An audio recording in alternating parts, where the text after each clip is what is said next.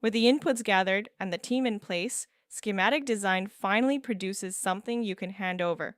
So, what comes out the other end? First, a schematic design report. It's the written backbone of the phase, and if you want a model to follow, the CHOP points you to an example you can lean on. Around that report sit the drawings and whatever level of precision the job calls for. Conceptual work? Always. Beyond that, it depends. You might produce site plans, floor plans, elevations, and sections, or only some of those. A typical site plan approval, for instance, really wants site plans and elevations and not much else. You can offer floor plans too, but be honest with yourself. At that stage, nobody studies them in any detail. Then comes a piece that sounds soft but saves you real pain. Design objectives. Write down, in plain words, what this design is actually trying to achieve. Do it because intentions blur over time. You do not want to be 3 months, 6 months down the road and have the client tell you, I wanted this, that was my assumption all along, when nothing was ever written down. With no record, everyone's memory is equally valid and equally useless, and you end up fighting over the basic premises of a project you're already halfway into.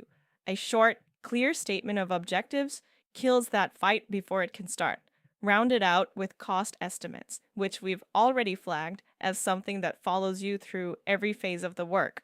Now we want to slow right down because the next idea is one we'd put a star next to if we were the one sitting the exam.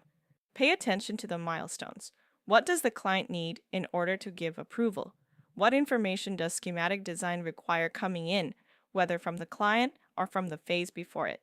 And what gets handed forward out of schematic design and into design development?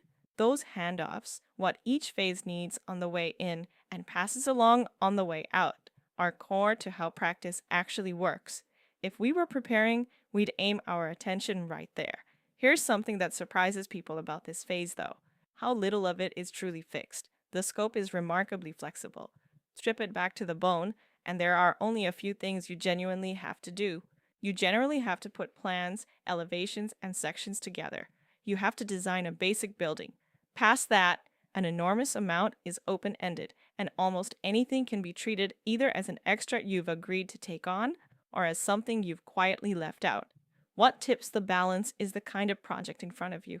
Take a house or a small subdivision. There, you'll likely do most of the so-called extras yourself. Maybe not presentation models, maybe not videos, but certainly sketches.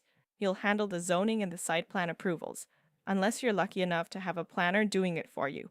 You'll walk the project through the approvals from every authority having jurisdiction, because on small jobs, the client usually doesn't know that world at all.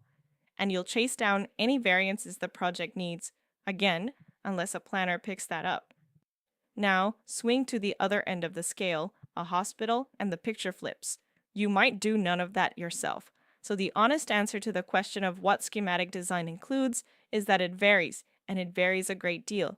That's the output of the phase: the report and the drawings, the objectives, the estimates, and the long, flexible tail of extras. Running underneath all of it, though, is a current we keep brushing against and haven't yet faced head on: the code. Next time, we do exactly that, and we bring sustainability along with it.